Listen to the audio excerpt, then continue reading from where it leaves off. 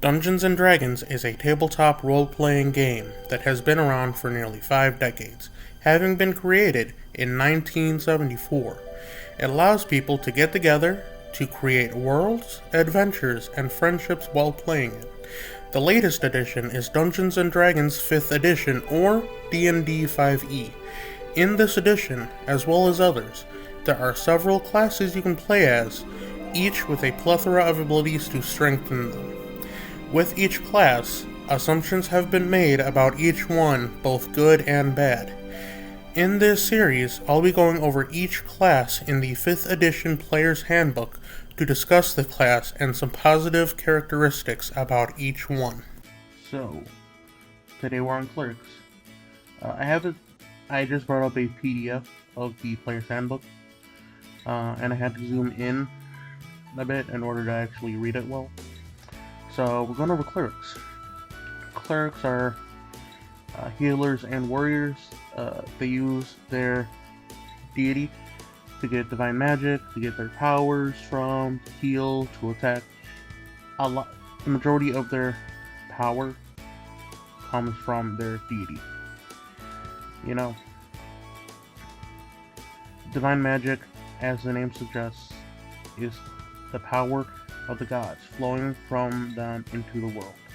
Clerics are conduits for that power, manifesting it as miraculous effects. The gods don't grant this power to everyone who seeks it, but only to those chosen to fulfill a high calling. As you can see here, we got the cleric table. They can cast spells, starting at first level with 3 cantrips and 2 first level spells. I want to say that they have to prepare spells, but I'm not sure. I've never played a cleric. Creating a cleric. As you create a cleric, the most important question to consider is which deity you serve and what principles you want your character to embody. Then you got the quick build. Then for hit dice, it's 1d8 per cleric level. Hit points at first level is 8 plus your con. At higher levels, it's 1d8 plus 5, or 1d8 or 5 plus your con modifier per cleric level after first. You have proficiencies in light armor, medium armor, and shields. You get all simple weapons. Then wisdom and charisma saving throws. Then you can choose 2 skills from history, insight, medicine, persuasion, and religion. For starting equipment, you can get either a mace or a warhammer if proficient. You can get scale mail or leather armor or chainmail if proficient. You can get either a light crossbow and 20 bolts or any simple weapon. You can get a priest pack or an explorer's pack. Then you can get a shield and a holy symbol. Spellcasting. As a conduit for divine power, you can cast cleric spells. See Chapter 10 for the general rules of spellcasting and Chapter 11 for the list. Cantrips.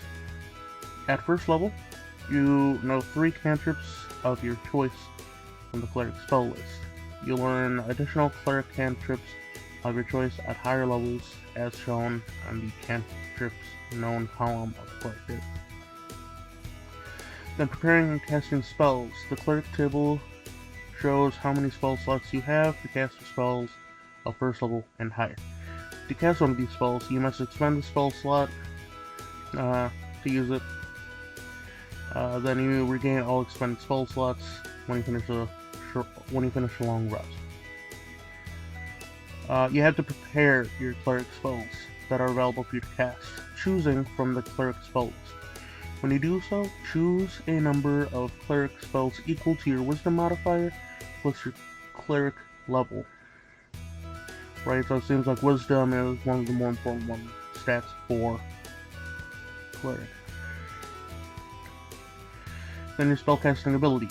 Your spell save DC is 8 plus your proficiency bonus plus your wisdom modifier. Then your spell attack modifier is just your proficiency bonus plus your wisdom modifier. And of course, you can cast a cleric spell as a ritual if that spell has the ritual tag. and you have the spell prepared. Then your spellcasting focus is usually your holy symbol. Then Divine Domain. Choose one domain related to your deity: knowledge, life, light, nature, tempest, trickery, or war. Each domain is detailed at the end of the class description, and each one provides examples of gods associated with it. Right? Then each domain comes with like a few spells that you can get. Once you gain a domain spell, you always have it prepared, and it doesn't count against your number of spells you can prepare each day. If you have a domain spell that doesn't appear on the Cleric spell list, the spell is nonetheless a Cleric spell form. So no matter what, it is going to be a Cleric spell. Channel Divinity. Channel Divinity. At 2nd level, you gain the ability to channel divine energy directly from your deity, using that energy to fuel magical effects. You start with 2 such effects: Turn Undead and an effect determined by your domain. Some domains grant you additional effects as you advance in levels, as noted in the description. When you use your Channel Divinity, you choose which effect to create. You must then finish a short or long rest before you use your Channel Divinity again. Some do require saving throws or DC checks. Beginning at 6th level, you can use your Channel Divinity twice between rests, and beginning at 18th level, you can use it 3 times. When you finish a short or long rest, you regain your extended uses. Turn Undead. As an action, you present your holy symbol and speak a prayer censoring the undead. Each undead that you can see or hear within 30 feet of you must make a wisdom saving throw. If the creature fails its saving throw, it is turned for 1 minute or until it takes any damage. A turned creature must spend its turn trying to move as far away from you as it can, and it can't willingly move to a space within 30 feet of you. It also can't take reactions for its action. It can use only the dash action or try to escape from an effect that prevents it from moving. If there's nowhere to move, the creature can use the dodge action. Then ability score improvements, that goes with any class. So when you reach 4th level, 8th, 12th, 16th, and 19th, you can improve one stat of your 1 stat by 2, 2 stats by 1, and then I know that some DMs will allow you to, instead of an ability score improvement, allow you to take a feat, but that depends on the DM. Destroy Undead. Starting at 5th level, when an undead fails its saving throw against your Turn Undead feature, the creature is instantly destroyed if its challenge rating is at or below a certain threshold, as shown right below. So at 5th level, it's half. 8th, it's 1. 11th, it's 2. 14th, it's 3. And 17th, it's 4. Quite a bit. Then, Divine Intervention. Beginning at 10th level, you can call on your deity to intervene on your behalf when your need is great. Employing your deity's aid requires you to use your action. Describe the assistance you seek and roll percentile dice. If you roll a number equal to or lower than your cleric's level, your deity intervenes. The DM chooses the nature of the intervention, the effects of any cleric spells or cleric domain spells that would be appropriate. If your deity intervenes, you can't use this feature again for 7 days, otherwise you can use it again after you finish a long rest. 20th level, you can call for your call for intervention succeeds automatically, no roll required. Then we get to the divine domains, starting with the knowledge domain. The gods of knowledge, including Agma, Bakab, Gillian, Orion, and Thoth, value learning and understanding above all. Some teach that knowledge is to be gathered and shared in libraries and universities, or promote the practical knowledge of craft and invention. Some deities hoard knowledge and keep its secrets to themselves, and some promise their followers that they will gain tremendous power if they unlock the secrets of the multiverse. Followers of these gods study esoteric lore, collect old tomes, delve into secret places of the earth, and learn all they can. Some gods of knowledge promote the practical knowledge of craft and invention, including smith deities like Gond, Rareworks, Onatar, Moradin, Hephaestus, and Goibnu. I'm sorry, I'm butchering some of these, and I'm sorry about that. Of course, Knowledge Domain spells.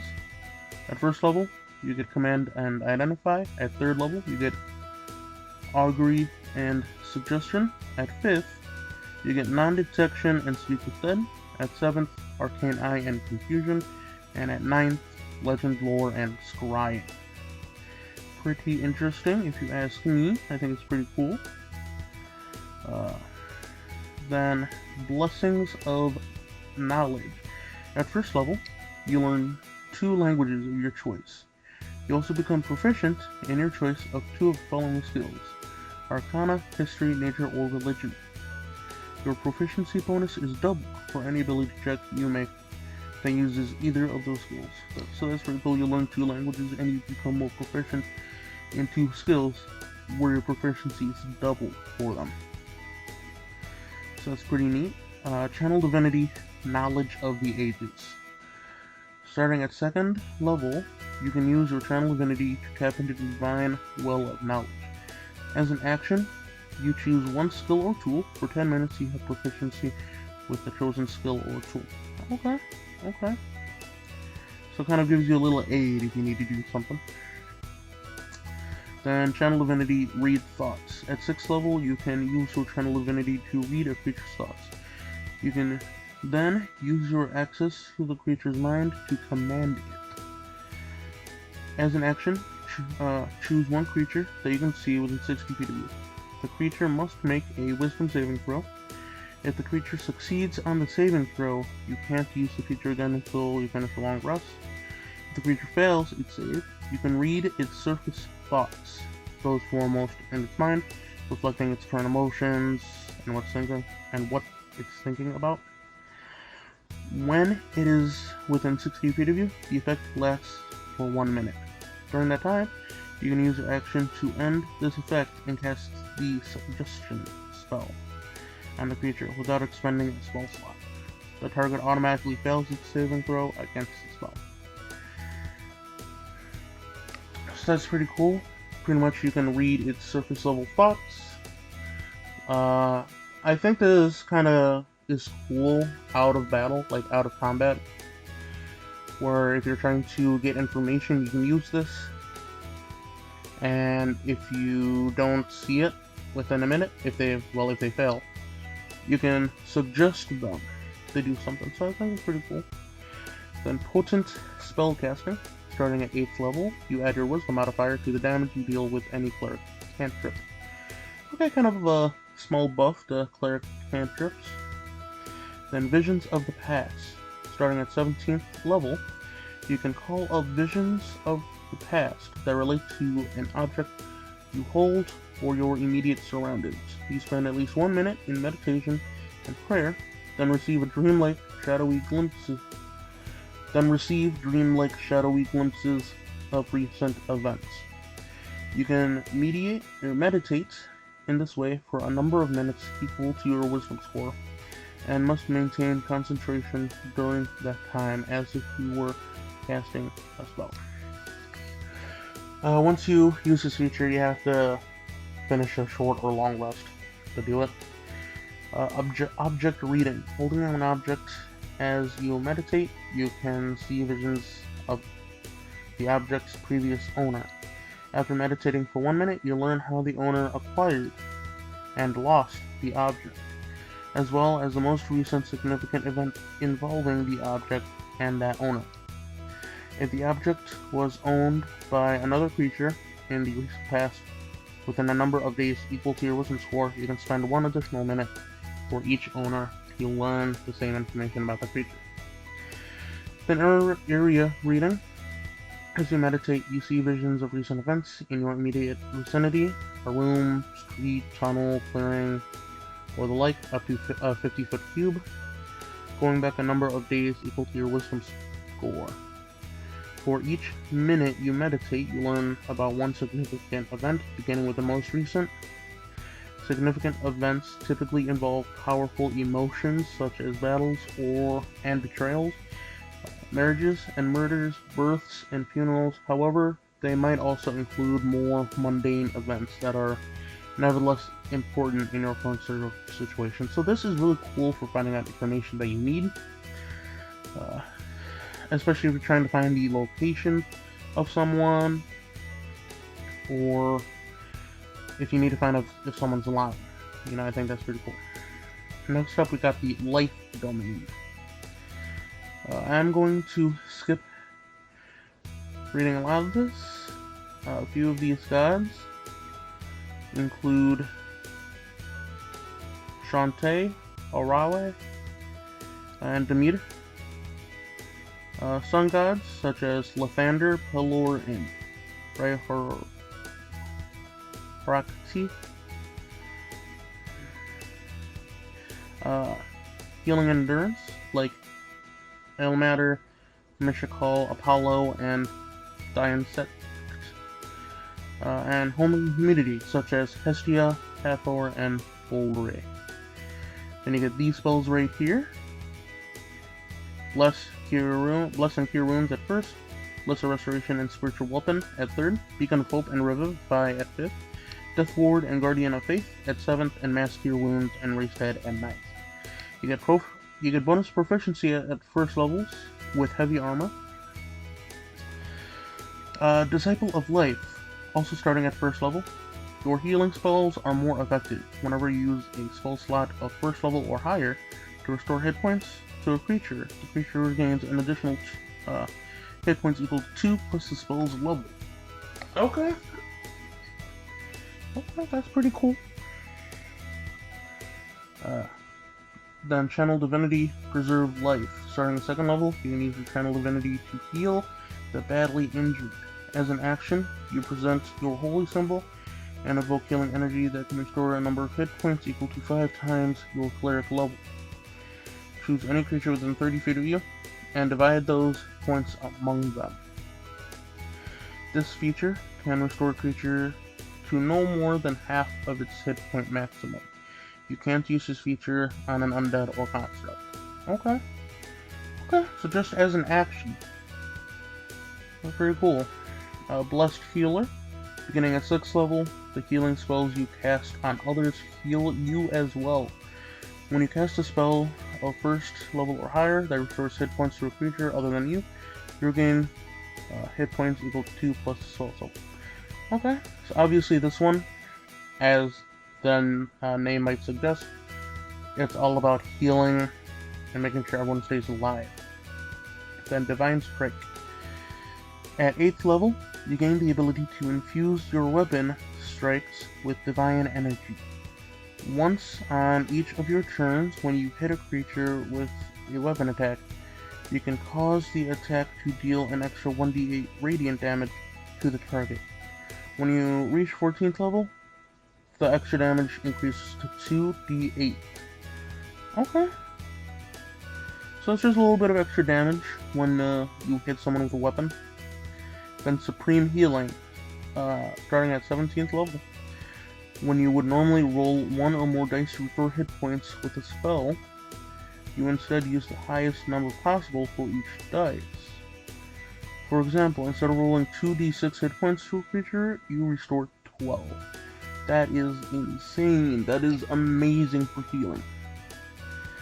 So far, I'm not sure. I kind of like Knowledge just because of this first one. It's really nice early on. and with read thoughts as well. I think that's pretty cool. But they're both really useful. They're both really useful. Okay, next up is the Light Domain. Gods of Light include Helm, Lathander, Pholtus, Roncalla, the Silver Flame, Belinus, Apollo, and Light Domain spells. First level, Burning Hands and Fairy Fire. At third, Flaming Sphere and Scorching Ray. At fifth, Daylight and Firefall. Seventh, Guardian of Faith and Wall of Fire. And at ninth, Flame Strike and Scrying. Bonus cantrip. When you choose this domain at first level, you gain the Light cantrip, if you don't already know it. Warding Flare. Also at first level, you can interpose Divine Light between yourself and the attacking enemy. When you're attacked by a creature within 30 feet of you that you can see, you can use your reaction to impose disadvantage on the attack roll, causing light to flare before the attacker before it hits or misses. An attacker that can't be blinded is immune to this feature. Excuse me, sorry.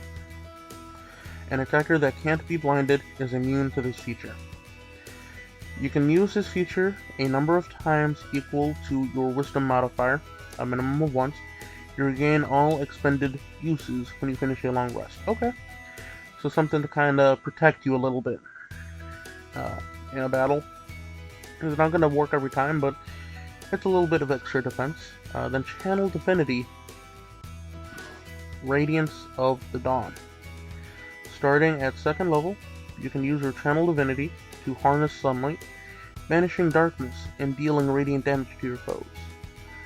As an action, you present your holy symbol, and any magical darkness within 30 feet of you is dispelled. Additionally, each hostile creature within 30 feet of you must make a Constitution saving throw. A creature takes radiant damage equal to 2d10 plus your Cleric level on a failed saving throw, and halves much damage on a successful one. A creature that has total cover from you is not affected. Okay, so this kind of, at least within 30 feet of you, or at least where you cast it, is gone, along with dealing 2d10 plus your level, or half as much to enemies. That's pretty good. That's okay. I think that's kind of cool. Improved Flare. Starting at 6th level, you can also use your Warding Flare feature. When you create that, you can see within 30 feet of you attacks a creature. Starting at 6th level, you can also use your Warding Flare feature when a creature that you can see within 30 feet of you attacks a creature other than you. Okay. Then Potent Spellcaster. Starting at 8th level, you add your Wisdom modifier to the damage you deal with Cleric cantrips. That's basically the same thing as, where is it? As up here. I don't know where it is, but you get the idea. Then Corona of Light. Starting at 17th level, you can use your action to activate an aura of sunlight that lasts for 1 minute or until you dismiss it using another action. You emit bright light in 60-foot radius and dim light 30 feet beyond that. Your enemies in the bright light have disadvantage on saving throws against any spell that deals fire or radiant damage. Okay, that's pretty cool. It's kind of like the Radiance of the Dawn, but a little bit better. Then there's Nature Domain. Gods in this include Sylvanus, Obad High, Chislev, Valinor, and Pan. Spells include, at first level, Animal, Friendship, and Speak with Animal. At third level, Bark Skin and Spike Growth. Fifth level, Plant Growth and Windwall. At 7th, Dominate Beast and Grasping Vine. Then at 9th, Insect, Plague, and Tree Stride. Acolyte. Acolyte of Nature. At first level, you learn one Druid cantrip of your choice. You also gain proficiency in one of the following skills of your choice: Animal Handling, Nature, or Survival. So This one seems like the druid cleric, basically. Bonus proficiency. Also at first level you gain proficiency with heavy armor. Okay. Channel Divinity, charm animals and plants. Starting at 2nd level, you can use your Channel Divinity to charm animals and plants. As an action, you present your holy symbol and invoke the name of your deity. Each beast or plant creature that can see you within 30 feet of you must make a wisdom saving throw. If the creature fails its saving throw, it is charmed by you for 1 minute or until it takes damage. While it is charmed by you, it is friendly to you and other creatures you designate. That's pretty cool. Okay. Then Dampen Elements. Starting at 6th level, when you or a creature within 30 feet of you takes acid, cold, fire, lightning, or thunder damage, you can use a reaction to grant resistance to the creature against that instance of damage. Okay. Like I said, this one really reminds me of druids a lot. Like, a lot.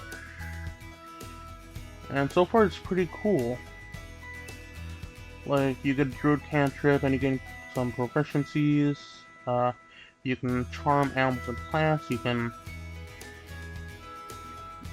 use a reaction to grant resistance to a damage, so maybe allowing someone to live a certain type of damage. You know, so it's pretty cool so far. Divine Strike. At 8th level, you gain the ability to infuse your weapon strikes with divine energy. Once on each of your turn, when you hit a creature with a weapon attack, you can cause the attack to deal an extra 1d8 cold, fire, or lightning damage, your choice, to the target. When you reach 14th level, the extra damage is increased to 2d8, so that's pretty cool that you can choose either cold, fire, or lightning to deal an extra d8, you know? Then Master of Nature. At 17th level, you gain the ability to command animals and plants creatures. While creatures are charmed by your charm animals and plants feature, you can take a bonus action on your turn to verbally command what each of those creatures will do on its turn. So that's pretty cool. Then the Tempest Domain. Gods of this domain include Talos, Umberly, Cord, Zeboim, the Devourer, Zeus, and Thor. Right? So, the spells include, at 1st level, Fog Cloud and Thunderwave. At 3rd, Gust of Wind and Shatter. At 5th, Call Lightning and Sleet Storm. At 7th, Control Water and Ice Storm. Then at 9th level, Destructive Wave and Insect Plague. You get bonus proficiencies at 1st level with martial weapons and heavy armor. Then there's Wrath of the Storm. Also at 1st level, you can thunderously rebuke attackers when a creature within 5 feet of you that you can see hits you with an attack. You can use your reaction to cause the creature to make a dexterity saving throw. The creature takes 2d8 thunder or lightning damage, your choice, on a failed saving throw, and half as much on a successful. You can use this feature a number of times equal to your wisdom modifier, minimum once. You gain all expended uses when you finish a long rest. So that's just something cool that you can use your reaction with to deal a little bit of damage, you know. Then Channel Divinity Destructive Wrath.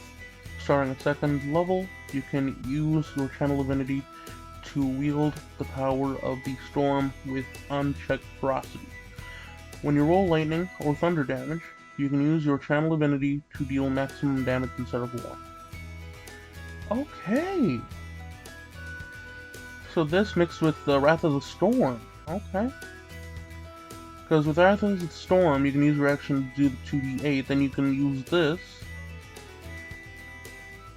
to do max damage. And I believe starting... Okay. That's pretty cool. Thunderbolt Strike. At 6th level, when you deal lightning damage to a large or smaller creature, you can also push it up to 10 feet away from you. Okay. So this one has a lot to do with lightning and thunder. Okay. Then Divine Strike at 8th level. You gain the ability to infuse a weapon strikes with divine energy. Once on each of your turns, when you hit a creature with a weapon attack, you can cause the attack to deal an extra 1d8 thunder damage to the target. Then when you reach 14th, it does 2d8. So that's pretty cool. Then Stormborn. At 17th level, you have a flying speed equal to your current walking speed whenever you're not underground or indoors. Bro, that's dope. Okay. Then Trickery Domain. Gods of this domain include Tamora, Beshabo, Alidamara, the Traveler, Garl Glittergold, and Loki. You know, they're mischief makers. If you didn't know, what's her name? Laura Bailey's character on Critical Role is a Trickery Domain Cleric of the Traveler.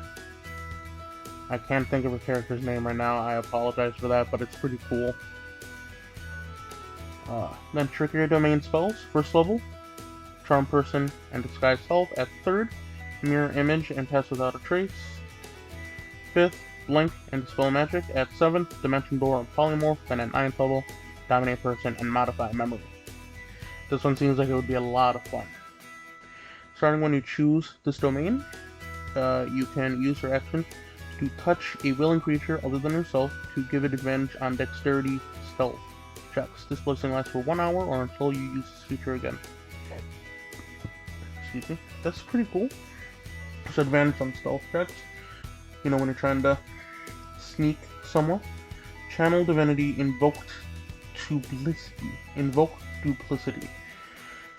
Starting at 2nd level, you can use your Channel Divinity to create an illusory duplicate of yourself.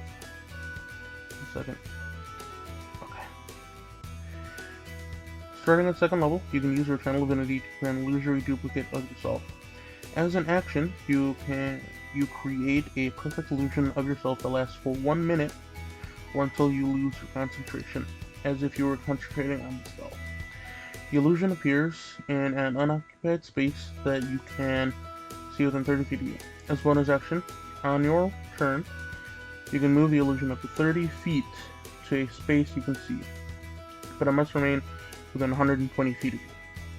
For the duration, you can cast spells as though you were in the illusion's space, but you must use your own senses. Additionally, when both you and your illusion are within 5 feet of the creature that can see the illusion, you have advantage on attack rolls against the creature, given how distracting the illusion is to the creature. Okay.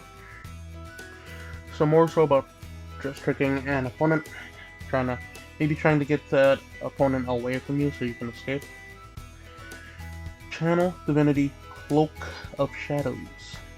Starting at 6th level, you can use your Channel Divinity to vanish. As an action, you become invisible until the end of your next turn. You become visible if you attack or cast a spell. So you're literally turning invisible. Okay. Then, Divine Strike. At 8th level, you gain the ability to infuse your weapon strikes with poison, a gift from your deity. Once on each of your turns, when you hit a creature with a weapon attack, you basically deal 1d8 poison damage to the target. That's cool. Then, Improved Duplicity. At 17th level, you can create up to 4 duplicates of yourself instead of 1. Bro, when you use Invoke Duplicity as a bonus action on your turn, you can move any number of them up to 30 feet, up to the maximum range. But bro, that's dope. This seems like a really fun domain, the Trickery Domain. Then the last one, I believe, the War Domain. Gods of this one include... Where are they? Include champions of honor and chivalry, such as Torn, Heronius, and Trijalith. Then there's Earthno, the Fury, Groomish, Ares, Bane, Hextor, and Maglubiot. Then there are other war gods such as Tempest, Night, and Nuad. You know, just very battle heavy. Then the spells at first level, Divine Favor and Shield of Faith. At third, Magic Weapon and Spiritual Weapon. At fifth, Crusader's Mantle and Spirit Guardians. At seventh, Freedom of Movement and Stone Skin. Then at ninth level, Flame Strike and Fold Monster. You get proficiencies with martial weapons and heavy armor. Then there's War Priest. Your god delivers bolts of inspiration to you while you are engaged in battle. When you use the attack action, you can make one weapon attack as a bonus action.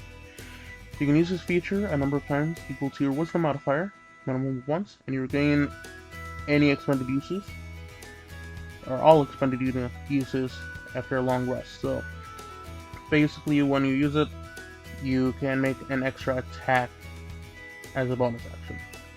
Okay, then Channel Divinity Guided Strike. Starting at second level, you can use your Channel Divinity to strike with supernatural accuracy. When you make an attack roll, you can use your Channel Divinity to gain a plus 10 bonus to the roll. You make this choice after you see the roll, but before the DM says whether the attack hits or misses. Okay, so that could be pretty good later on, especially, you know, when those ACs are going to be higher, you know, like against a BBEG, or a Big Bad Evil Guy. Then there's Channel Divinity War God's Blessing.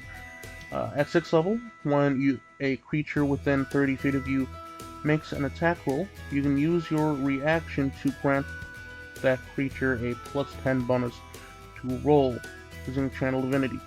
You make this choice after you see the roll, but before the DM says whether the attack hits or misses. So it's the same thing as Guided Strike, but for an ally. Yeah, same thing as Guided Strike, but on an ally instead of yourself. Then Divine Strike. Divine Strike is the same thing for like everyone, but this is of the same type as the weapon attack. So if you do slashing damage, it's going to be an extra 1d8 slashing damage. Right? Then Avatar of Battle, the last thing of the Cleric. At 17th level, you gain resistance to bludgeoning, piercing, and slashing damage from non-magical weapons. So that's pretty cool, some resistance. I do really like the War one here. I like the War, I really like the Trickery, Tempest, and the Knowledge. Those are my top 4. Knowledge, War, Trickery, and Tempest. I'm not sure which is my favorite. I'm not. But Clerics are pretty cool. Clerics are pretty cool. But with that, that's the end of the video. It's a longer one since there were so many domains, you know. So, yeah, I hope you enjoyed the video. And I'll see you all next time. Stay frosty, my friends.